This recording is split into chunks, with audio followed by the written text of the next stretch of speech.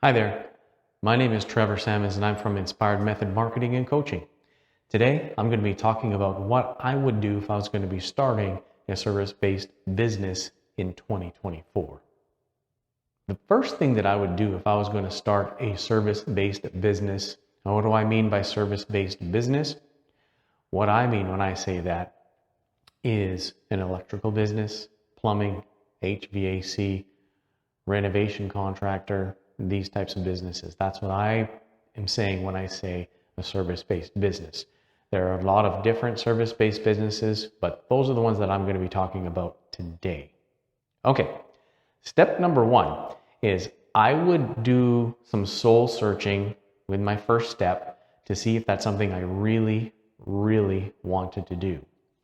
After being a business owner and operator for a number of years, I realized that it's very difficult.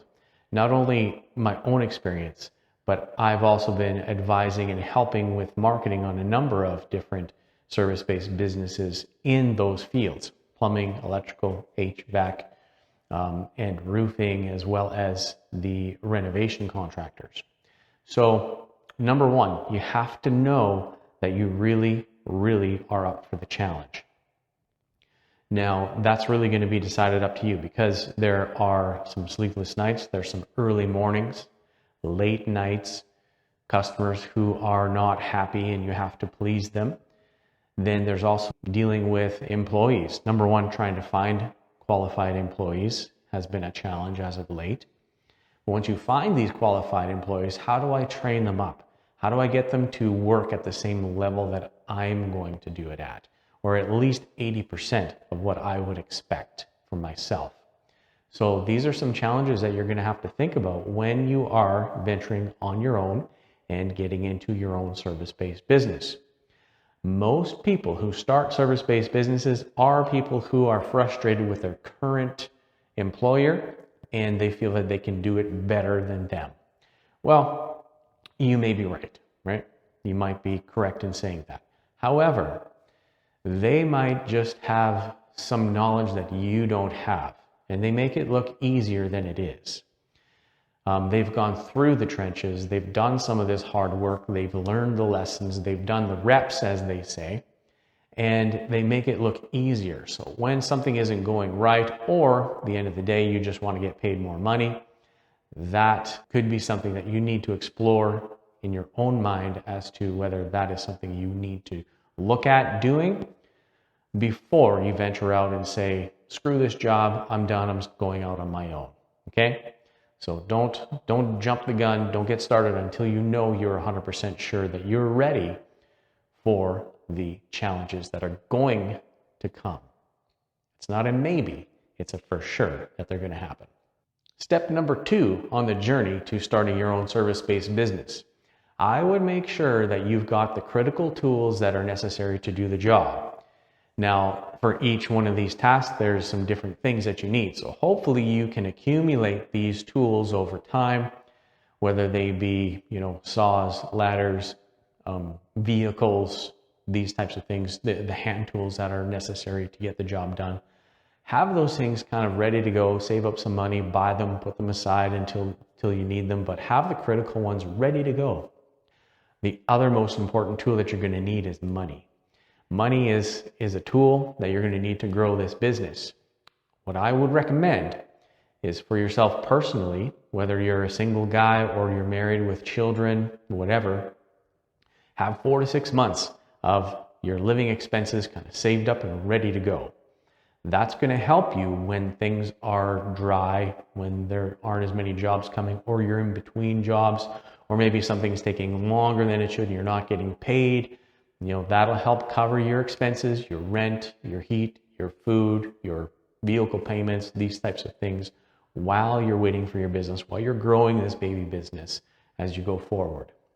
The next thing that I would have to ensure that you're going to be successful is have $10,000, between $5,000 and $10,000 saved up, ready to go in a business account for your business.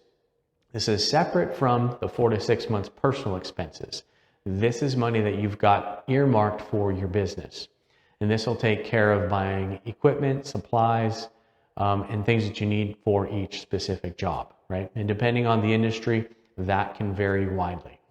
Unless you have extremely good credit and a track history, most suppliers aren't going to get you any type of a credit system with them right away. They're going to need to see you as a viable contractor, build a relationship, and then after time, you'll be able to go ahead and set up an expense account with them.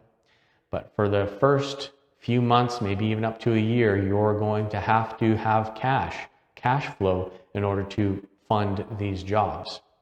So that's what I would recommend. Have some cash for yourself, have some cash for the business. The next most important thing you should have is a separate business banking account. Why a separate business banking account? It'll help you keep track of the business expenses versus your personal expenses. And this makes no sense right now, but come tax time, it's going to make a lot of sense for yourself. Whether you're doing your taxes on your own or whether you hire a bookkeeper and accountant to get your books done at the end of the year, it's very vital that you separate those two things so that it makes it easier at come tax time.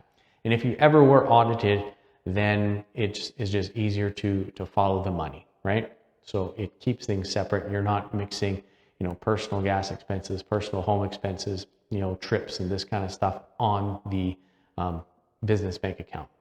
Same thing if you can get it, a separate business credit card for that business account.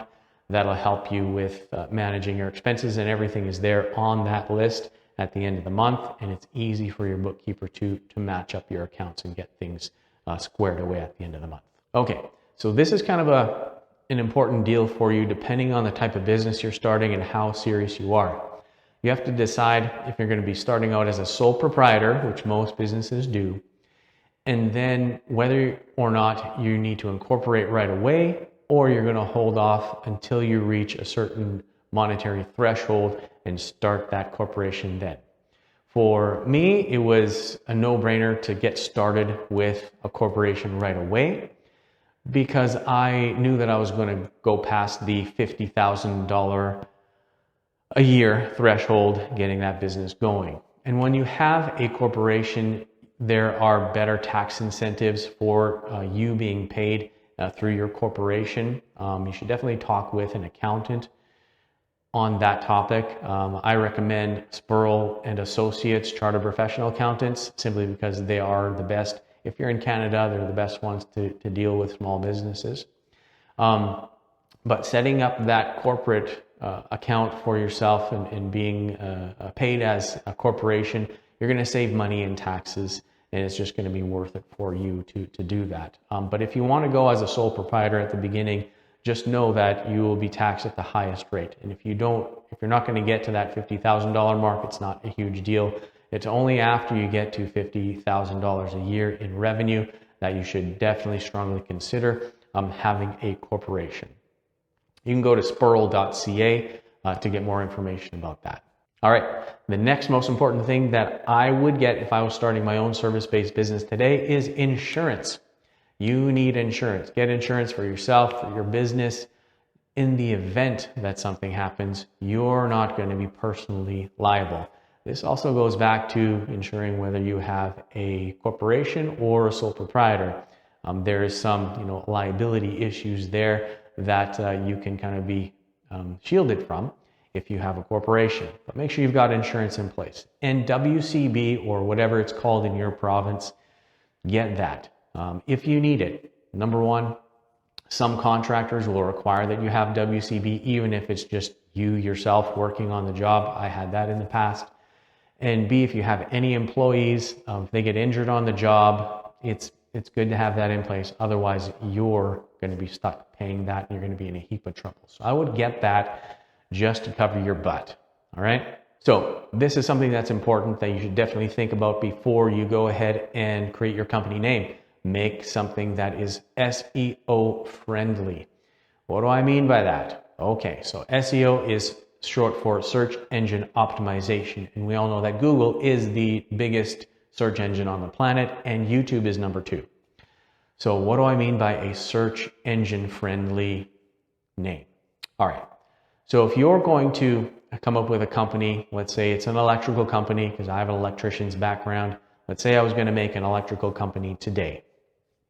I would do something simple that nobody else would have out there, number one, and I would incorporate the city or town name into my company's name. Why? Because it helps with SEO on your URL, it helps with SEO on Google Maps, and it helps people to find you based on that search criteria. So let's say you look up the search criteria for your city, and the number one keyword is electrician in Edmonton, something of that nature. I would pick a name that would include that keyword in the name. So let's say, so it's me, let's say my last name is Salmons Electrician Edmonton, or Salmons Electrical Edmonton. Something like that, it would be my name. I would also see if I had that URL and secure that. Now it seems weird, but I would definitely do it. It's going to help you in the long run with SEO, especially in the beginning, because in the beginning it's really, really difficult to win keywords and win for a particular keyword in your zone, in your area, if you're in a larger city. So I would do something like that, and it'll just give you a little bit of help. Coming up with a name, I would use proper spelling. There's a lot of people out there that use witty, cutesy, fancy names with incorrect English spelling, and it's a terrible idea, because a lot of times when people are, typing in, they type with as correct a spelling as they know. So let's keep in mind that you have a human being on the other side who's going to be searching this name online on their phone or on their desktop or laptop or what have you. So incorporating proper spelling in your name is going to just help people find you easier, and help Google to determine what you are, what you're all about, and help people find you easier. So don't use weird spellings or phonetic spellings or anything like that, especially if you're in a service-based industry. Just don't do it, okay? If you have some fancy clothing line or a piece of software or an app or something that you're selling, fill your boots, do whatever you're doing. But for a service-based business, as much as possible, keep it simple. Keep it easy to find and easy to understand what you do. If you are a plumbing company, Bob's Plumbing in Edmonton, Bob's Edmonton Plumbing Company, whatever. Like, keep it super simple, okay? That's what I would do. Get your domain name. So before you choose that name and finalize on that name, ensure that you use Google's keyword planner to see what name is going to be the best bang for your buck, right? So if it's, plumber in whatever city you are, get plumber Edmonton in your URL if you possibly can, or plumber my town, yada yada. Some people don't think that that's as important, but I just think it is. And I see that when we're doing SEO for companies and people have those names, it just seems to make it a little bit easier. And everything you can do to make it just a little bit easier on yourself, you'll thank yourself for it later, okay? Now, let's look at getting your URL in a simple website. You don't have to go and spend $10,000 or $5,000 on a website. There are a number of things that you can do to have a simple one-page website or two-page website that you can get and make yourself pretty easily online today. So you can use GoDaddy Web Builder, you can use Wix, you can use HostGator. There's a number of different places where you can just build your own website quite simply and easily. For the first bit, I would do that and just leave it at that for now. Put some great keywords in there, key information about what you do, who you are, what your company is all about, your history. Put all of that on the one page, how people can get a hold of you, and have some kind of an offer above the fold on the website. For a website, keep it simple, keep it straightforward. Above the fold, the first thing that pops up on the screen when people have it either on mobile or on their desktop is your company, how to contact you via by phone, email, fill out a form, those three things. And then have an offer there, some kind of an offer that you can give to people, either a try before you buy, a discount, something that will encourage them to choose you right off the bat. Put any like the things that you do, the main things that you do with your company, and then a way to contact you. Now, it's been a little bit early in the process, so you probably don't have any reviews, but as soon as you start collecting some reviews, I would get a link on that above the fold portion to your review so people can actually go and take a look at them. Now, another thing that I would do if I was setting up a service-based business is I would secure my Google business profile as soon as possible. Now, what is a Google business profile? Pretty easy. It used to be called your Google Maps listing, but now it's just called a Google business profile. So once you got your name and so forth, then you can go ahead and set up your Google business profile. They're very, very simple to do. You've got your name, put your address in there, put your services, and get that set up as soon as possible through Google. That's the way that people can find you on the map in your city. Now, some people, what they do, they make this mistake of not including their address. You definitely should, because if you set up just a service area, you will not get a location pin on Google Maps, and then it's lower in likelihood that you're going to show up on the other side as having a listing in that city. So Google is changing these things all the time and always making updates to make it easier for users to find people, and their criteria changes regularly, but those things I would do for sure. List your website. Now you have a URL and a website. Google used to give people a free website, but that has gone away now. Who knows what'll go away between the time of making this video and when you set your business up, but things are changing all the time with your Google business profile, but they like to see more information all the time. So they want to see your logo, pictures of your team in action, pictures of your equipment, happy customers. They like when customers generate content. So if a customer is really happy with you and they take a picture of the job that you did and they post it on your profile, they like to see those types of things. There's new sections popping up all the time. So there's now a question and answer section. So people can ask a question and you can answer that question. There's services, products, and you can do posts on there just like social media. So there's a number of tools there, which I'm going to go into in a separate video talking about Google business profiles. But today I'm just sharing some of the things that I would do if I was starting a service-based business from scratch in Canada. Now, this thing here is one of the things that's going to cost you some money. Is now that you've got your website, you're happy with it, I would start running some ads. So the first ads that I would run would be some Google advertising.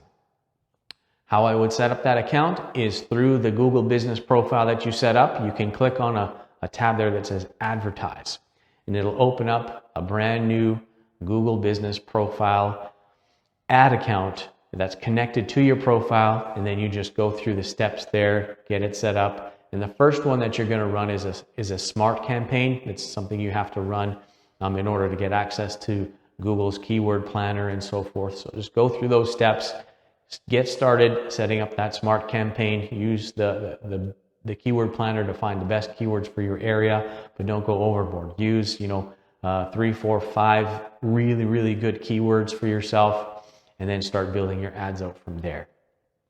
And I would spend as much as you could afford on those ads for the first 90 days. So spend $25, $30, $40 a day on those ads if you can afford it, and see what happens, right? So you should get phone calls from those ads. You should get people visiting your website, and you'll start, getting a little bit more traction with those. So with that being said, those are some tips that I would do to help myself if I was starting up a new service-based business in whatever town, just to get myself going. And I hope this helps you. And if it does, great. Let me know in the comments down below. If there is something you'd like to know, if you have any questions, I'd be happy to help you with that. And yeah, hope you all have a great day. We'll see you on the next video.